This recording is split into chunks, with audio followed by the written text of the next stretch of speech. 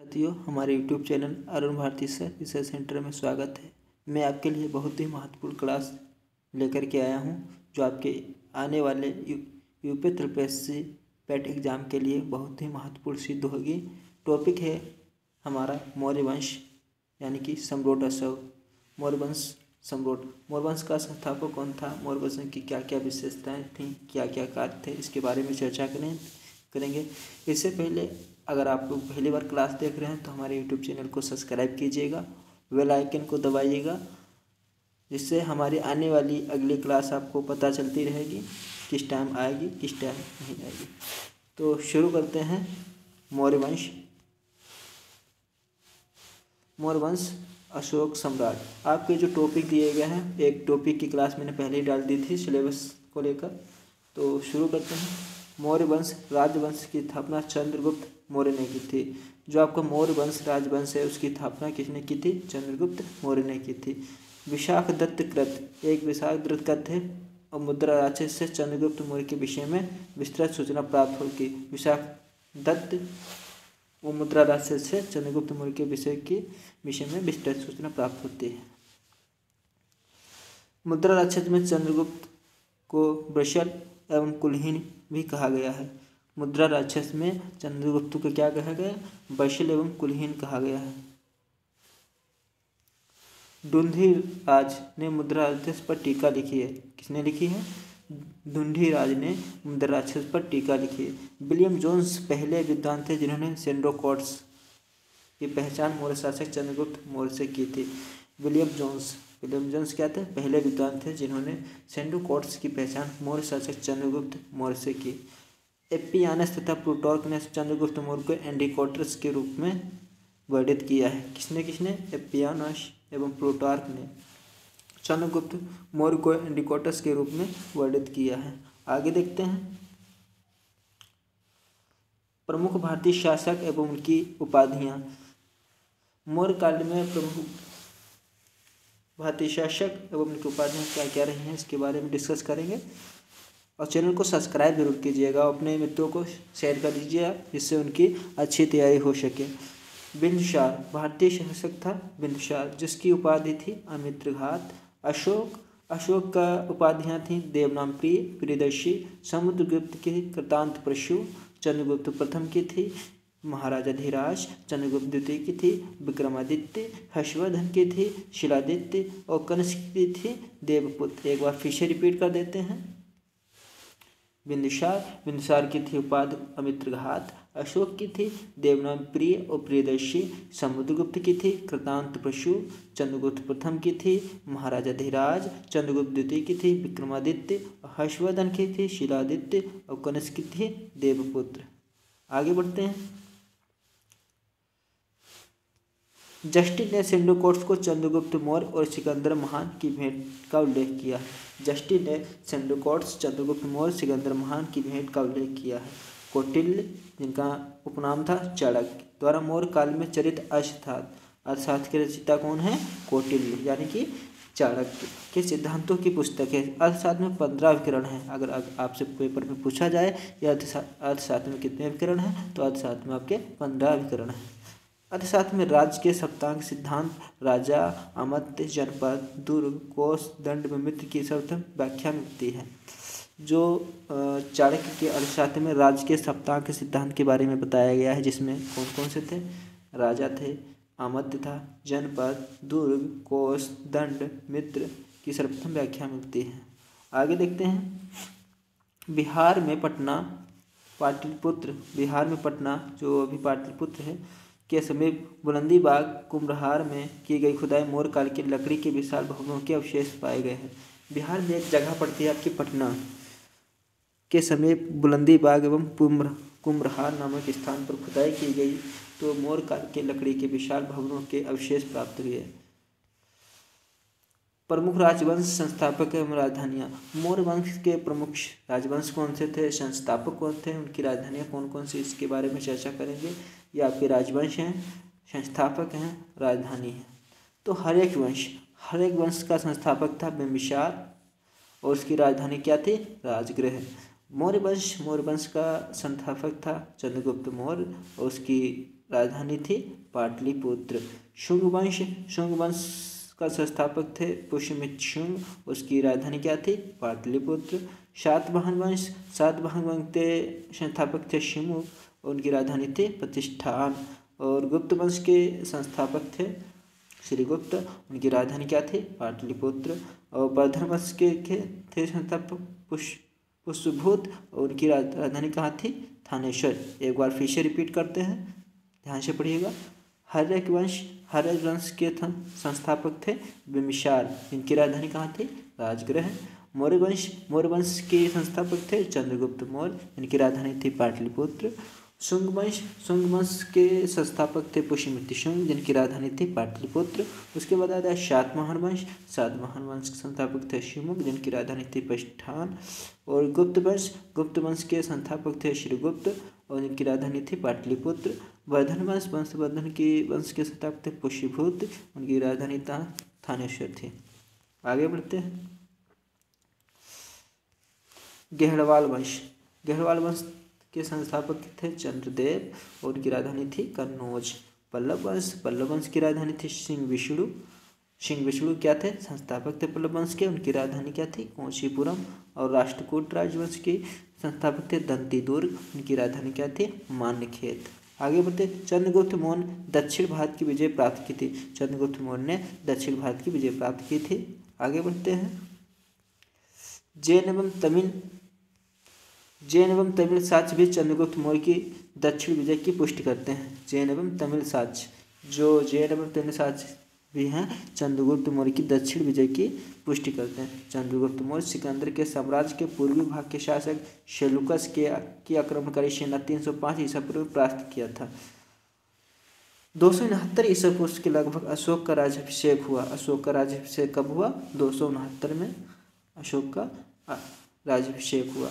अशोक के अभिलेखों में उसे देवनाम प्रियदर्शी कहा गया है। अशोक के अभिलेखों में उसे क्या कहा गया है, उसको उपाधियां भी मिली हैं देवनाम प्रिय एवं देवनाम प्रियदर्शी, जिसका अर्थ है देवताओं का प्रिय या देखने में सुंदर। पुराणों में उसे अशोक वर्धन कहा गया है। अशोक की 3 उपाधियां हैं यहाँ पे, देवनाम प्रिय, देवनाम प्रियदर्शी, अशोक वर्धन। उसे पुराणों में क्या कहा गया, अशोक वर्धन कहा गया। जैसे क्वेश्चन में पूछा जाए कि अशोक को पुराणों में क्या कहा गया, तो अशोक को पुराणों में अशोक वर्धन कहा गया। बहुत ही इंपॉर्टेंट है, इसे याद जरूर कीजिएगा। दशरथ भी अशोक की तरह देवनाम प्रिय की उपाधि धारण करता था। एक दशरथ थे, वो अशोक की तरह देवनाम प्रिय की उपाधि धारण करते थे। अशोक के अभिलेखों में रज्जुक नामक अधिकारी उल्लेख मिलता है। जो अशोक के अभिलेख थे उसमें एक रज्जुक नामक अधिकारी का उल्लेख मिलता है। रज्जुकों की स्थिति आधुनिक जिलाधिकारी जैसी होती, जो आज के जिलाधिकारी होते हैं जिले के, उनकी वही पद होता था जो रज्जुकों का होता था जिस समय, जिसे राजस्व तथा न्याय दोनों क्षेत्रों में अधिकार प्राप्त थे। मौर्य काल में व्यापार के बारे में जानते हैं। मौर्य काल में व्यापारिक काफिलों या जिसे कारवां कहते हैं, सार्थक की संख्या दी गई है। सारनाथ स्तंभ का निर्माण अशोक ने कराया था। सारनाथ, अगर आपसे पूछा जाए सारनाथ में स्तंभ का निर्माण किसने कराया था, सारनाथ में अशोक ने स्तंभों का निर्माण कराया था। बौद्ध धर्म ग्रहण करने के उपरांत अशोक ने आखेट तथा बिहार यात्राएं रोक दी। बौद्ध धर्म ग्रहण करने के उपरांत अशोक ने क्या किया, आखेट और बिहार की यात्राएं रोक दी तथा उनके स्थान पर धर्म यात्राएं प्रारंभ की। इतिहासकार विंसेंट आर्थर स्मिथ ने अपनी पुस्तक इंडियन लीजेंड ऑफ अशोक के साप्ताहिक साक्ष्यों के आधार पर उपगुप्त के साथ अशोक की धर्म यात्राओं का क्रम इस प्रकार दिया है। किस प्रकार, सेलुगनी, कपिलवस्तु, बोधगया, सारनाथ, कुशीनगर, श्रावस्ती। कहाँ एक इतिहासकार थे विंसेंट आर्थर स्मिथ ने अपनी पुस्तक इंडियन, एक वैज्ञानिक थे विंसेंट आर्थर स्मिथ, उनकी एक पुस्तक थी इंडियन लीजेंड ऑफ अशोक में साहित्यिक साक्ष्यों के आधार पर उपयुक्त के साथ अशोक की धर्म यात्राओं का क्रम इस प्रकार दिया गया, जैसे पहले लुम्बिनी, कपिलवस्तु, बोधगया, सारनाथ, कुशीनगर और श्रावस्ती। काल से गिरनार और मेरठ के अभिलेख ब्राह्मी लिपि में लिखे गए हैं। कौन कौन से अभिलेख, कालसी, गिरनार और मेरठ के अभिलेख ब्राह्मी लिपि में लिखे गए हैं। अशोक के अभिलेखों का विभाजन 3 वर्गों में किया गया। कौन से, शिलालेख, स्तंभ लेख और गुहा लेख।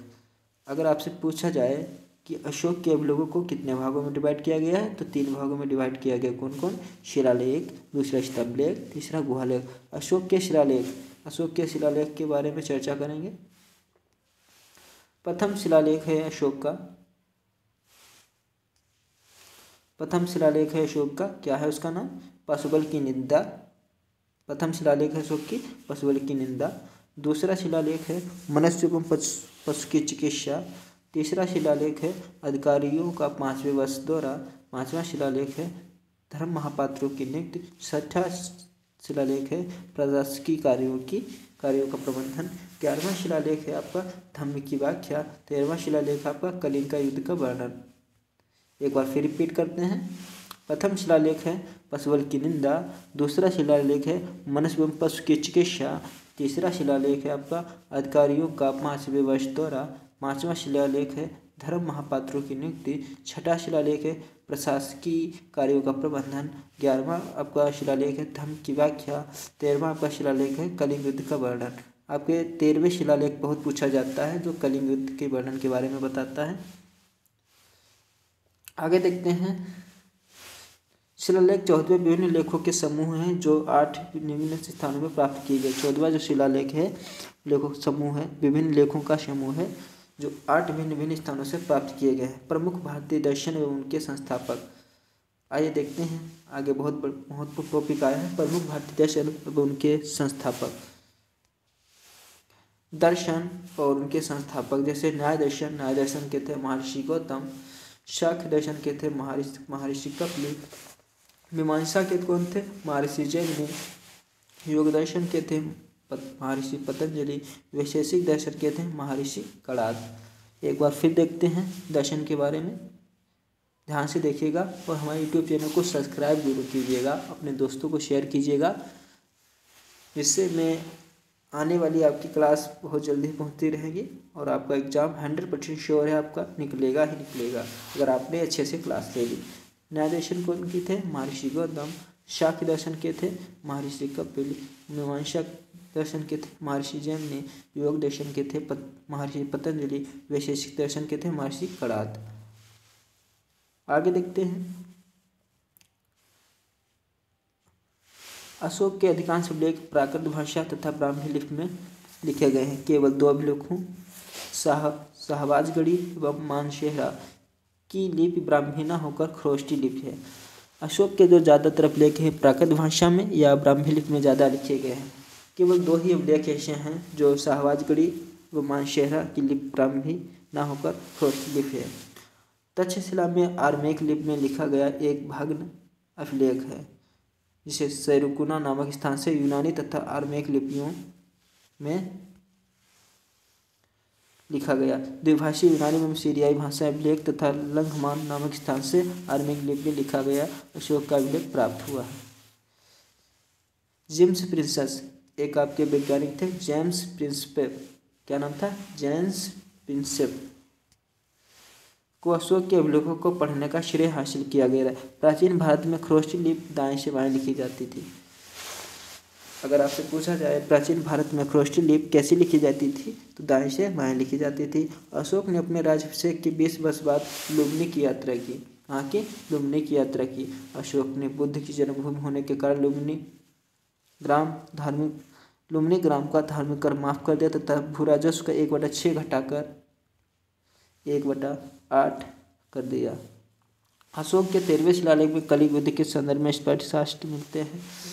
आगे देखते हैं। अशोक के दीर्घ शिलालेख 12 में सभी संप्रदायों के सार की वृद्धि होने की कामना की गई है तथा धार्मिक सहिष्णुता हेतु उपाय बताए गए हैं। आगे देखते हैं। अशोक के दूसरे एवं 13वें शिलालेख संगम राज्यों जैसे चोल, पांड्य, सतीपुत्र, केरलपुत्र सहित ताम्रपड़ी शिला की सूचना मिलती है। मौर्य शासक अशोक के 13वें शिलालेख से यह ज्ञात होता है कि अशोक के 5 यवन राजाओं के साथ मैत्रीपूर्ण संबंध थे, जिनमें एंटियोकस सेकंड, थियोस सीरिया का शासक, तुर्मे या तुर्माय, टालेमी सेकंड, फिलाडेल्फस मिस्र का राजा, अंतकिनी, एंटिगोनस, गोनातस मैसिडोनिया का मकदूनिया का राजा। आगे मग साइरिन का शासक अलेक्जेंडर, अलेक्जेंडर, एपाइरस एवं एपीरस का राजा। आगे देखते हैं, मेगास्थनीज सेलूकस निकेटर द्वारा चंद्रगुप्त मौर्य राजसभा में भेजा गया यूनानी राजदूत था। जो मेगास्थनीज था उस सेलूकस निकेटर द्वारा चंद्रगुप्त मौर्य की राजसभा में भेजा गया यूनानी राजदूत था। मेगास्थनीज तत्कालीन भारतीय समाज के 7 श्रेणियों में विभाजित किया गया। मेगास्थनीज को तत्कालीन भारतीय समाज को 7 श्रेणियों में विभाजित किया, जो इस प्रकार है। पहला है दार्शनिक, दूसरा कृषक, तीसरा पशुपालक, चौथा कारीगर, पांचवा योद्धा, छठा निरीक्षक एवं सातवां मित्री। मेगास्थनीज भारतीय समाज में दास प्रथा के प्रचलित होने का उल्लेख मिलता है। मेगास्थनीज भारतीय समाज में दास प्रथा का प्रचलित होने का उल्लेख मिलता है।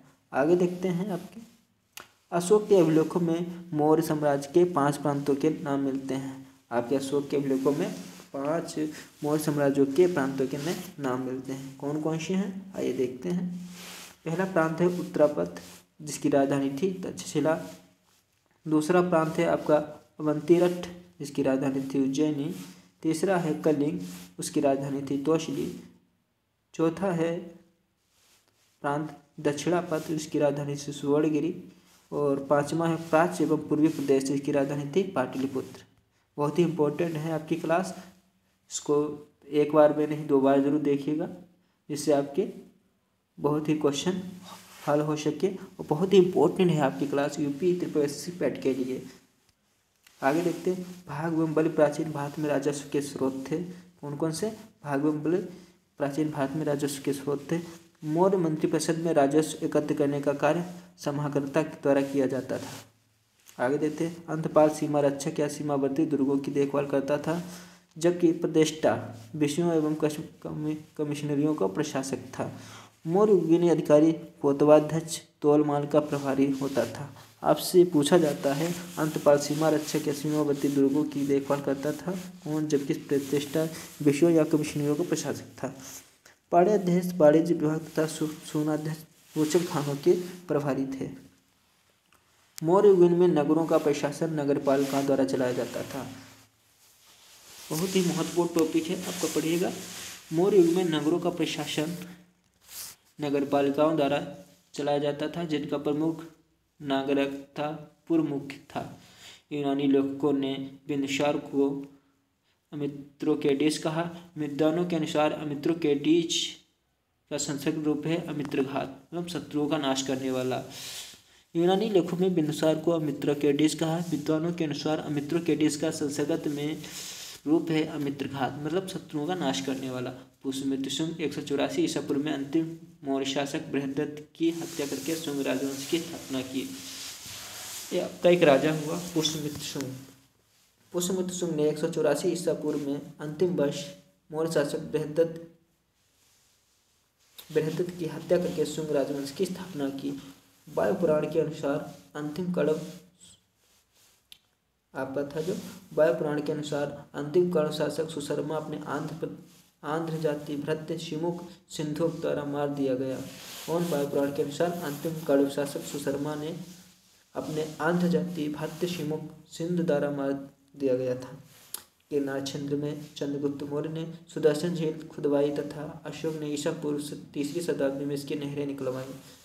शक क्षत्रप रुद्रदामन के जूनागढ़ अभिलेख में इन दोनों के कार्यों का वर्णन मिलता है। शक क्षत्रप रुद्रदामन में जूनागढ़ के अभिलेख में इन दोनों का अभिलेख या कार्यों का वर्णन मिलता है। आगे देखते हैं गुप्तोत्तर काल के मंदिर एवं निर्माणकर्ता। ये गुप्तोत्तर काल के मंदिर निर्माणकर्ता कौन थे। आइए मंदिर देखते हैं कौन कौन थे।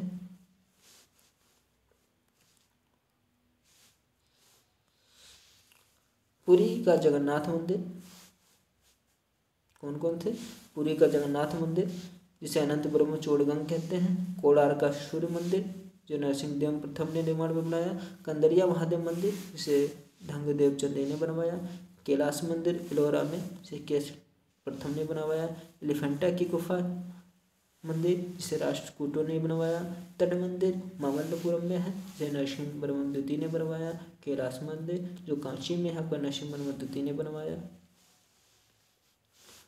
बृहदेश्वर मंदिर जो तंजौर में है उसे राजराज प्रथम ने बनवाया। मुक्तेश्वर मंदिर जो कांची में, उसे नंदीवर्धन द्वितीय ने बनवाया। बैकुंठ पेरुमाल मंदिर जो नंदीवर्धन द्वितीय में है, नंदीवर्धन द्वितीय ने बनवाया। जो महाबलीपुरम के एकाश्मक रथ है जो नरसिंहवर्धन प्रथम ने बनवाया। तो यहीं पे हमारी आज की क्लास ख़त्म होती है, जो आपके पेट एग्जाम के लिए बहुत ही महत्वपूर्ण सिद्ध होगी। तो हमारे यूट्यूब चैनल को सब्सक्राइब जरूर कीजिएगा, बेल आइकन को दबाइएगा, अपने दोस्तों को ज़रूर भेजिएगा लिंक, इससे हमारा चैनल सब्सक्राइब हो सके।